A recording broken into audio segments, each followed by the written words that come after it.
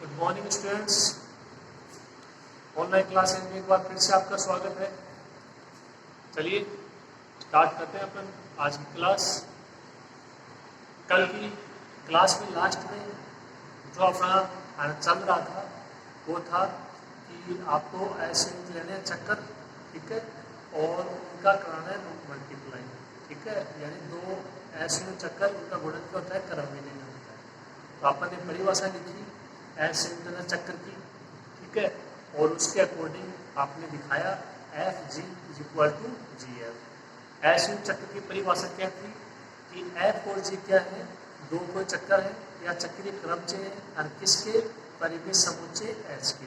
Condition क्या थी, यदि F X not equal to X है तो जी एक्स बराबर एक्स है, और यदि एफ एक्स बराबर एक्स है तो G X not equal to X है। एफ और जी क्या कहलाएंगे, एस के दो असंयुक्त चक्र, ठीक है। या सिंपल सी परिभाषा, एफ और जी को आपको लिखना है एक पंक्ति संकेतों में।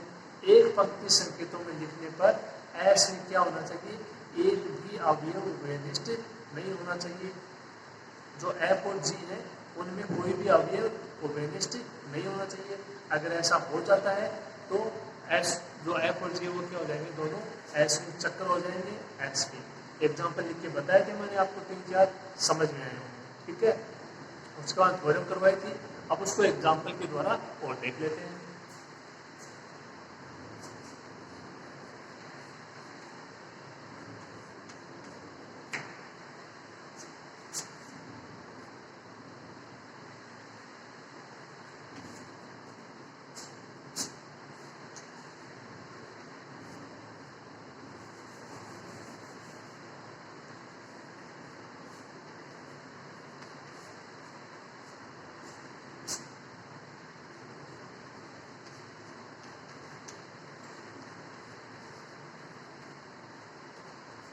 ये देखिए 1 3 4 एफ को एक लीनियर क्रम से जी टू 5, जहाँ पे F G belongs to S 5। S 5 का मतलब आप समझ गए होंगे, एस कोई परिमित समुच्चय जिसमें 1 2 3 4 5 ये 5 अवयव है, ठीक है।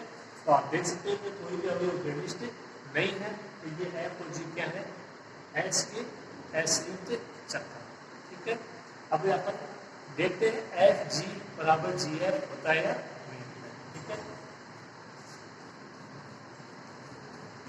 तो आपको मैंने सबसे पहले बताया था यदि एफ इंटू जी करते हो उससे पहले एफ में पूरे अवयव लिखोगे और जी में भी, यानी 1 से लेकर 5 तक एफ में भी होनी चाहिए इस एग्जाम्पल के लिए और जी में भी होनी चाहिए।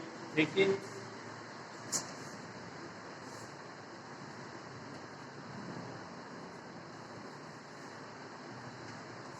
एक से लेके 5 तक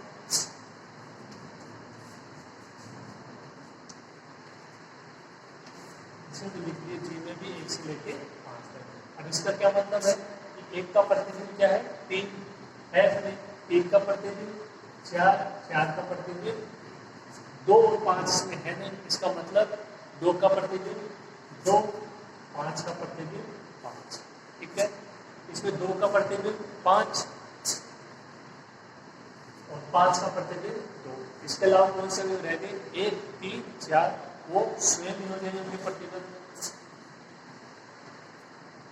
तो इस तरीके से आपको एफ और जी को एक पंक्ति संकेतों में मान दिए गए हो तो इस प्रकार से क्रमचय के रूप में लिखना आना चाहिए, और यदि क्रमचय के रूप में दिया गया है तो उसको एक पंक्ति संकेतों के रूप में भी लिखना आना चाहिए, ओके। अब देखिए मान ज्ञात करते हैं एफ जी और जी एफ का।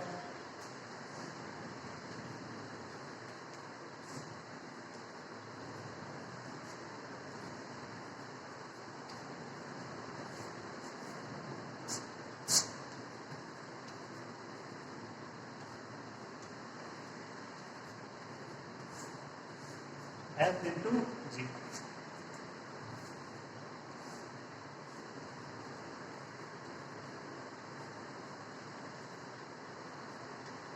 ये तो ऐसे कैसे, यहाँ कौन सी पंक्ति आ जाएगी, ये पंक्ति आ जाएगी 1 5 3 4 2, 1 का प्रतिबिंब 3, 5 का प्रतिबिंब 5, 3 का प्रतिबिंब 4, 4 का प्रतिबिंब 1, 2 का प्रतिबिंब, ये और ये हट जाएंगे।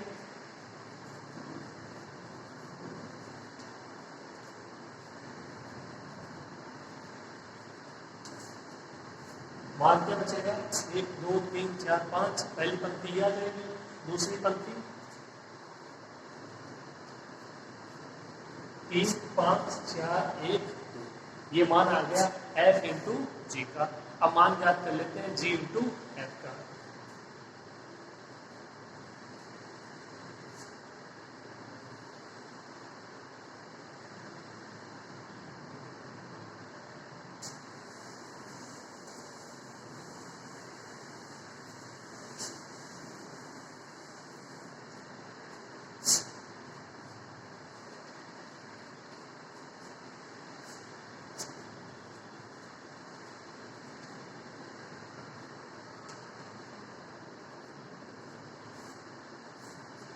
ये जी का मान 1, 2, 3, 4, 5 पहली पंक्ति 1, 5, 3, 4, 2।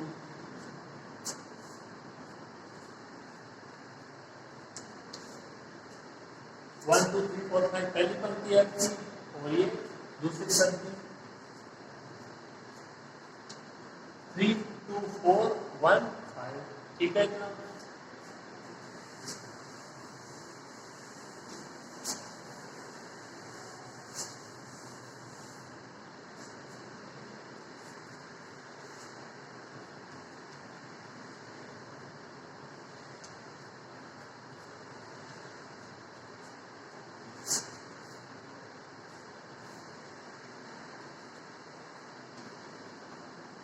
One two three four five मुझे क्या देगा?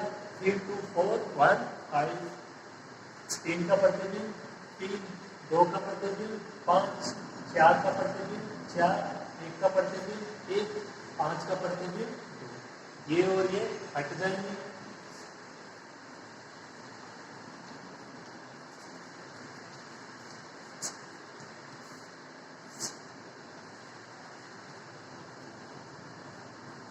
क्या देगा? 1, 2, 3, 4, 5, 3, 5, 4, 1, 3, 5, 4, 1, एफ जी जी एफ दोनों मान समान है।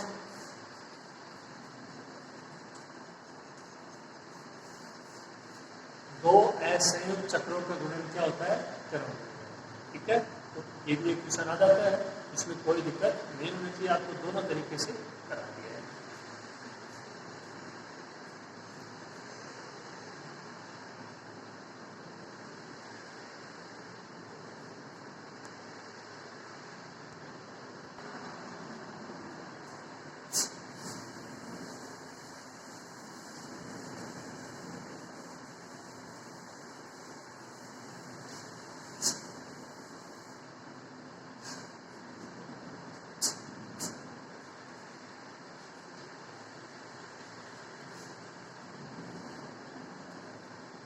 अब नोट लगाइए, कुछ पॉइंट आपको लिखने हैं यहाँ पे, उनका मतलब समझना है। ठीक है, कि बोले आप इस प्रकार से यहाँ पे परिभाषित करते हो।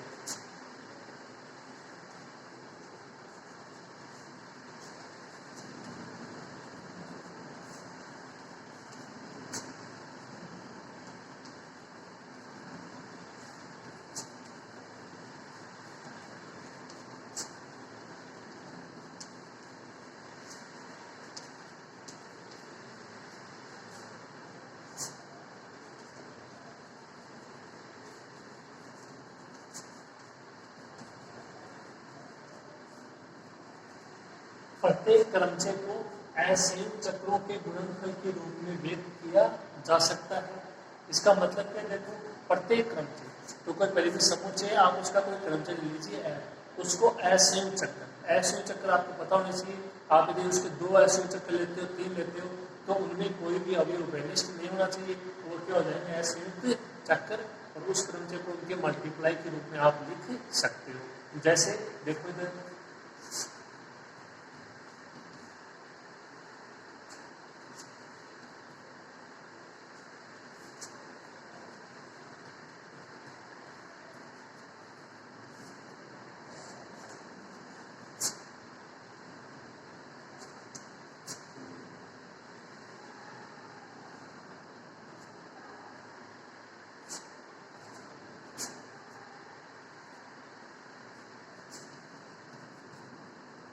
ये कोई क्रमचय अपने पास, ठीक है।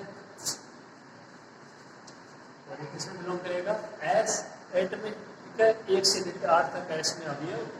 आप अपनी इच्छा से कोई भी क्रमचय इस प्रकार से लिख सकते हो। तो देखो इसको एक पंक्ति संकेतों में लिखेंगे ऐसे चक्कर के लिए। 1 से स्टार्ट होना आपको, 1 का प्रतिबिंब 3, 3 का प्रतिबिंब 5, 5 का प्रतिबिंब 6, 6 का प्रतिबिंब 1, 1 पे आ गए, यही उठाना वापस 1 3 5 6, ठीक है, ठीक है। जो 6 का प्रतिबिंब है वो 1 है, तो यही पेज का बोला। 1 का प्रतिबिंब 3, 3 का प्रतिबिंब 5, 5 का प्रतिबिंब 6 और 6 का प्रतिबिंब 1, ठीक है इतना। अब देखिए इसमें और भी तो अवयव है, 1 आ गया, 3 आ गया, 5 आ गया, 6 आ गया। तो स्टार्टिंग में देखिए कौन सा नहीं है, 2 नहीं है, 2 से स्टार्ट कर दीजिए, ठीक है। 2 का प्रतिबिंब 4, 4 का प्रतिबिंब 2 हो गया, ठीक है। 1 आ गया, 2 आ गया, 3 आ गया, 4 आ गया, 5 आ गया, 6 आ गया, 7 8 में 7 से स्टार्ट कर दीजिए। 7 का प्रतिबिंब 8, 8 का प्रतिबिंब 7। ये 3 क्या है, असंयुक्त चक्र है। ये क्या है, तीनों असंयुक्त चक्र है। किसी भी क्रमचय को असंयुक्त चक्रों के गुणनफल के रूप में व्यक्त किया जा सकता है, ठीक है। आसानी से कर सकते हो। आप देख सकते हो तीनों में कोई भी अवयव उभयनिष्ठ नहीं है, तो ये बात है सही, ठीक है। आगे देखो,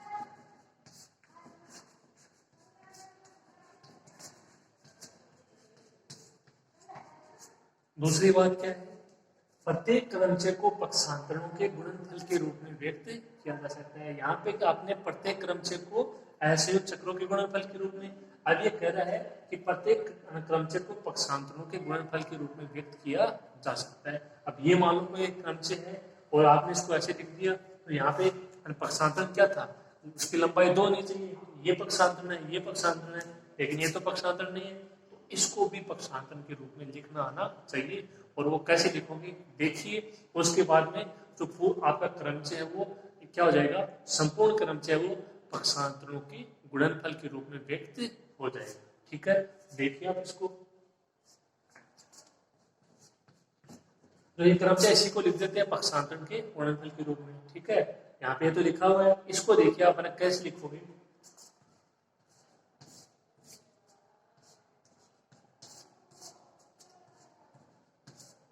इसको ऐसे लिखोगे, देखो 1 6 फिर 1 5 फिर 1 3 हो जाएगा आसानी से, कोई दिक्कत नहीं है। 1 6 1 5 दूसरा पक्षांतरण, 1 3 तीसरा पक्षांतरण, 2 पक्षांतरण पहले से है।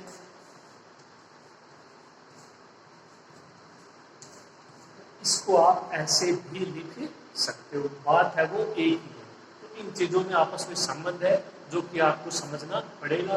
ये क्रमचय, ये असंयुक्त चक्र और ये पक्षांतरण, ये दोनों चीजें ऐसे समझ में आई होंगी, लिखिए।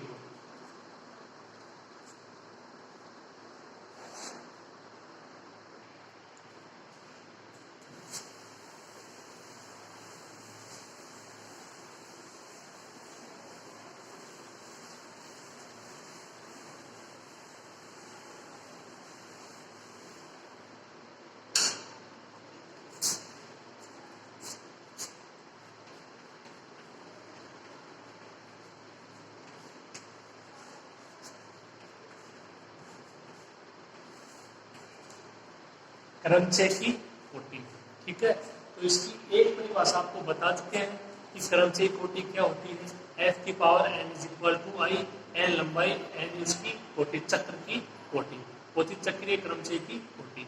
अब चक्रीय क्रमचय मान लो ना हो, केवल क्रमचय हो तो उसकी कोटि क्या है? बहुत ही सिंपल सा तरीका है, देखिए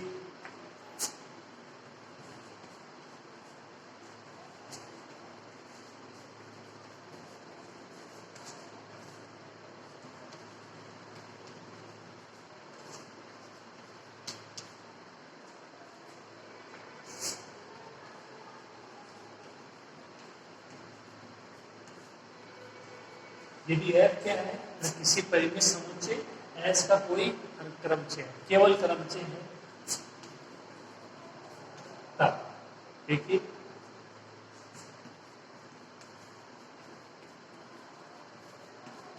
f की कोटि, क्रमचय की कोटि। आप इसको ऐसे भी लिख सकते हो, ऑर्डर ऑफ f।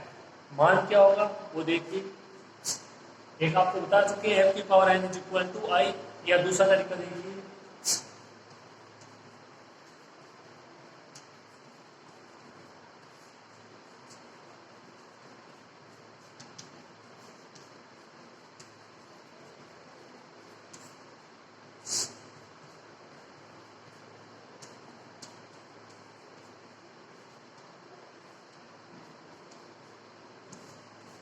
मान क्या होगा देखो, f के असंयुक्त चक्रों, यानी सबसे पहले आपको f को लिखना है असंयुक्त चक्रों के रूप में। आपको बता चुका हूं मैं कैसे लिखना है।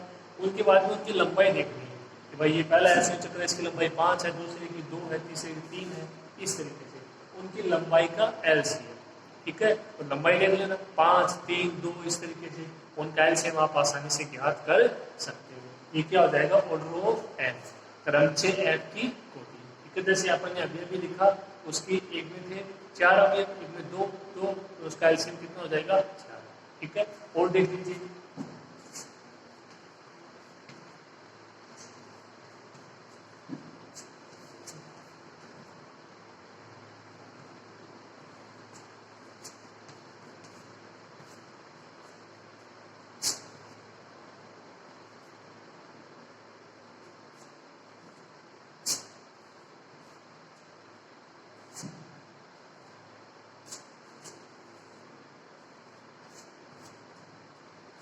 एक का प्रतिबिंब 3, 3 का 5, 5 का प्रतिबिंब 7, 7 का प्रतिबिंब 1, कौन रह गया, 2 रह गया, 2 का प्रतिबिंब 4, 4 रह गया, 4 का प्रतिबिंब 6, 6 रह गया, 6 का प्रतिबिंब 2, 8 का प्रतिबिंब 9, 9 का प्रतिबिंब 8। ये किस में बिलोंग करेगा, S9 में बिलोंग करेगा। ये इसका असंयुक्त चक्कर, ये भी असंयुक्त चक्कर, ये भी असंयुक्त चक्कर, 3 असंयुक्त चक्कर है, तो आप इसका एलसीएम 3 मत कर देना। ठीक है, प्रत्येक असंयुक्त चक्कर की लंबाई, इसकी लंबाई 4, इसकी लंबाई 3, ठीक है, इसकी लंबाई 2, तो 4, 3 व 2 का एलसीएम।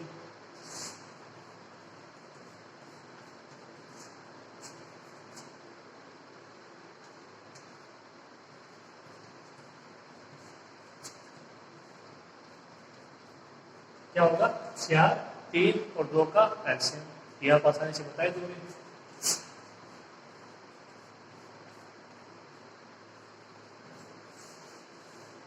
कितना हो जाएगा, order of F is equal to 12। F की कोटि क्या हो जाएगी, 12 हो जाएगी। ठीक है, तो ये परिभाषा थी क्रमचय की कोटि। आप इसको आसानी से समझ सकते हो, कोई इतनी दिक्कत नहीं है। केवल ऐसे चक्रों में लिखना है, उनकी लंबाई देखनी है, उसका एलसीएम आपको ज्ञात करना है। ठीक है, लिखो यहाँ तक।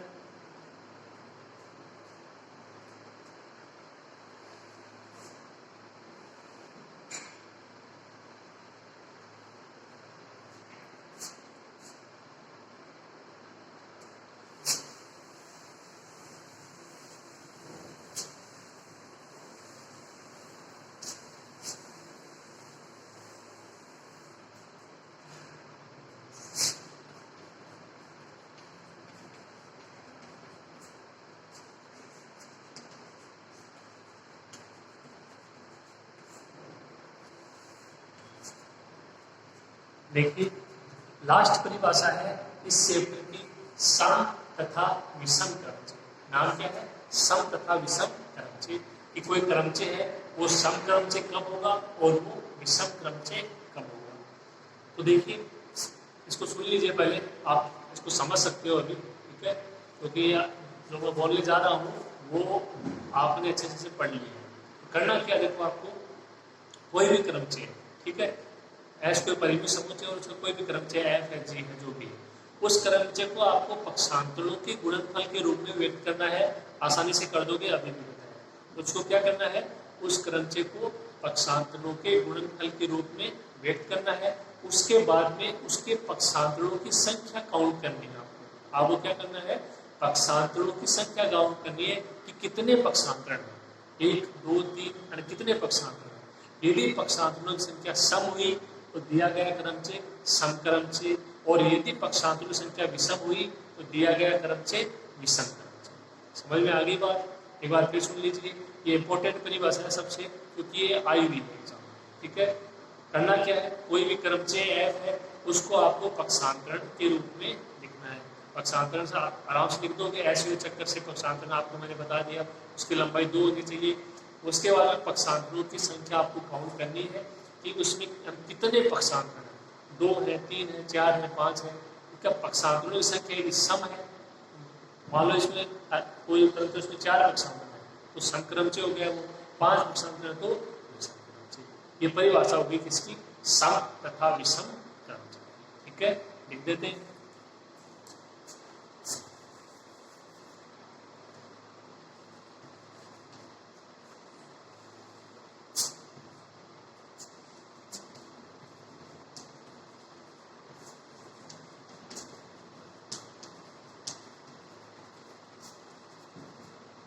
यदि एफ क्या है, समुच्चय एस का एक क्रमचय है, तब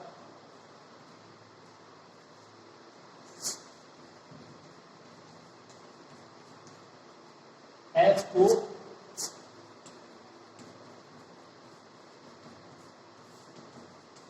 पक्षांतरों के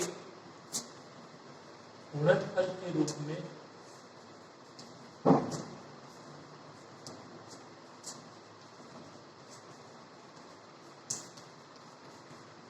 व्यक्त करने पर, तब एफ को पक्षांतरों के गुणनफल के रूप में व्यक्त करने पर यदि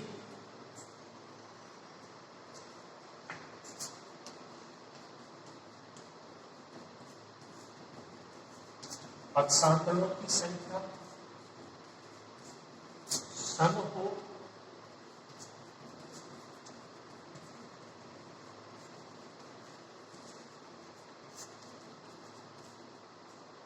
यदि पक्षांतरों की संख्या क्या हो, सम हो, तो दिया गया क्रमचय समक्रमचय।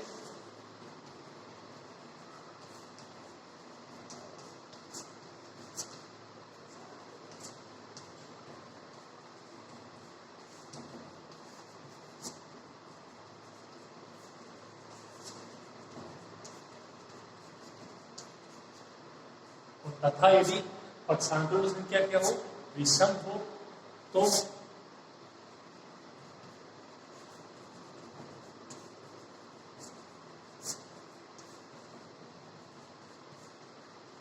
उसे क्या बोलोगे, विषम क्रमचय कहते हैं, ठीक है।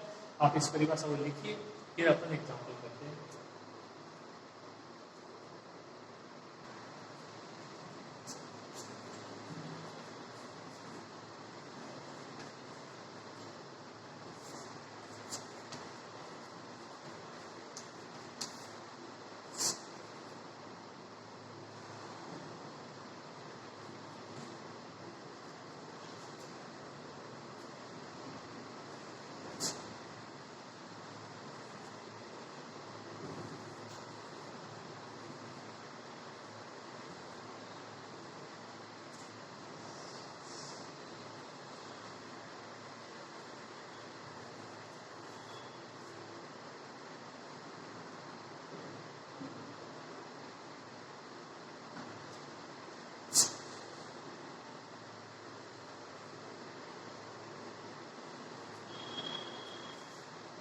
देखिए, ये कोई क्रमचय है, आप अपने सुविधा अनुसार कोई भी क्रमचय लिख सकते हो।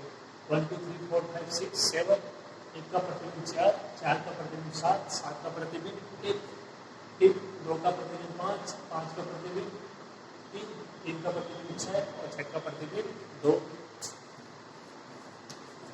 बिलोंग्स टू S7 पक्षांतरणों के रूप में लिखने से पहले आप इसको असंयुक्त चक्रों के गुणनफल के रूप में लिखोगे। यहां से स्टार्ट करना है 1 से, 1 का प्रतिबिंब 4, 4 का प्रतिबिंब 7, 7 का प्रतिबिंब 1, बस यही भी जाना है।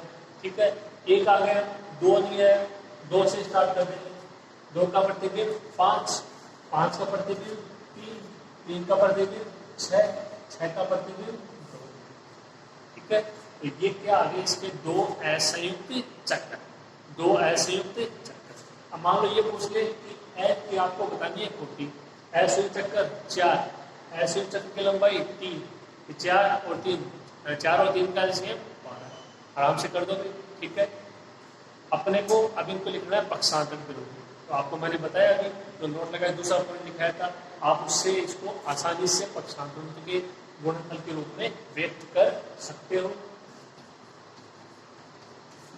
इसको क्या लिखोगे, 1, 7 पहला पक्षांतरण, दूसरा पक्षांतरण 1 और इस असंयुक्त चक्र के 2 पक्षांतरण होंगे 1, 7, 1, 4। इसका पहला पक्षांतरण 2, 6, दूसरा पक्षांतरण 2, 3 और तीसरा पक्षांतरण 2, 5। इसके 3 पक्षांतरण हो जाएंगे, इसके 2 पक्षांतरण। उम्मीद है आपको पक्षांतरण के रूप में असंयुक्त चक्रों को लिखना समझ में आ गया होगा। ठीक है, अब देख लीजिए 1, 2, 3, 4, 5, ये क्या है, 5 पक्षांतरों का गुणनफल है।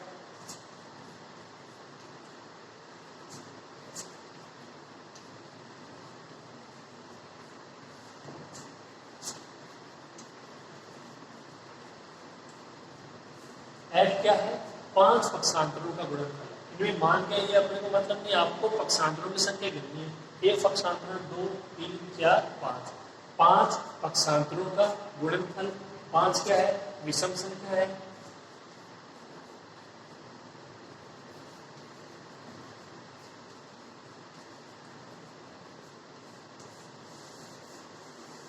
F वो एक विषम क्रमचय होता है।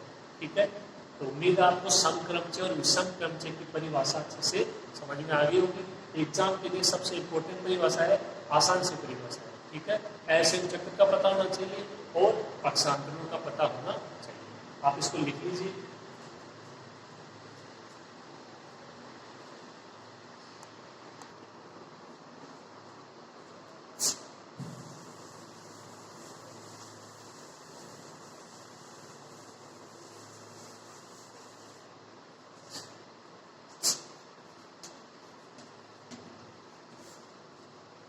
अब देखिए समक्रमचय और विषम क्रमचय के बारे में कुछ फैक्ट है, अपन उसको लिख रहे हैं, आगे वो थ्योरम और एग्जांपल में अपने काम में आए। तो देखिए आप,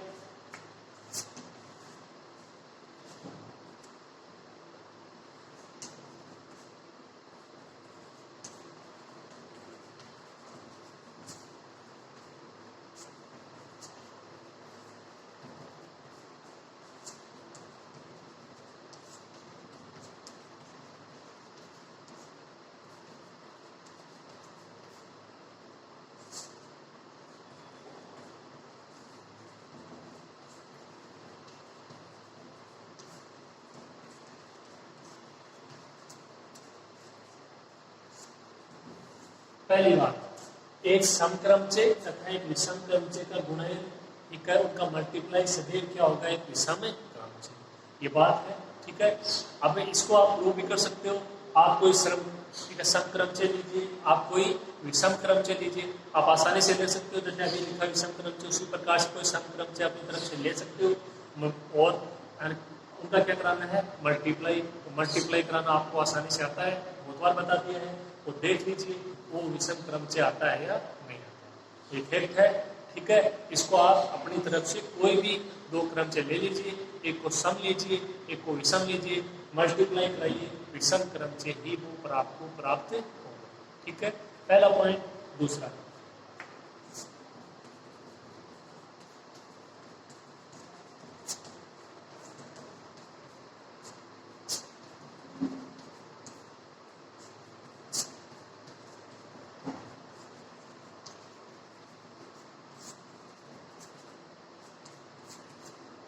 दूसरी बात दो समक्रमचों का गुणन। अब की बार ऊपर था एक सम और विषम, अब की बात क्या है, दो समक्रमचों का गुणन, एक क्या होगा, समक्रमच होगा। आप कोई भी दो समक्रमच लीजिए, मल्टीप्लाई कीजिए, उसको हल कीजिए, तो लास्ट में क्रमच आएगा वो कैसा होगा, समक्रमच।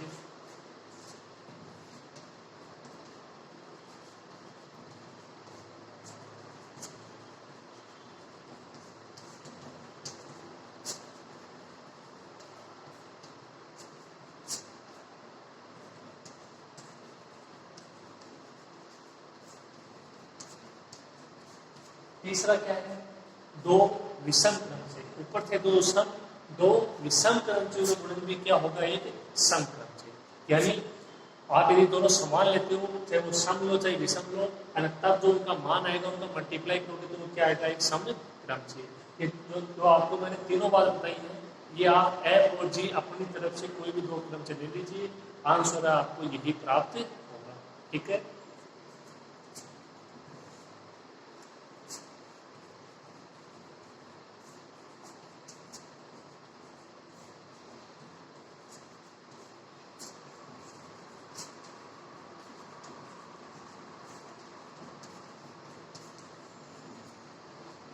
तस्म क्रम से सदैव क्या होता है, समक्रम से। तो तस्म क्रम से आपको पता होगा, आई ए बी सी, ए का प्रतिबिंब ए, बी का बी, सी का सी, इसी प्रकार एक्स वाई जेड है, एक्स का प्रतिबिंब एक्स, वाई का प्रतिबिंब वाई, जेड का प्रतिबिंब जेड। तो कोई भी तस्म क्रम से है वो हमेशा क्या होगा, समक्रम से होगा। ठीक है,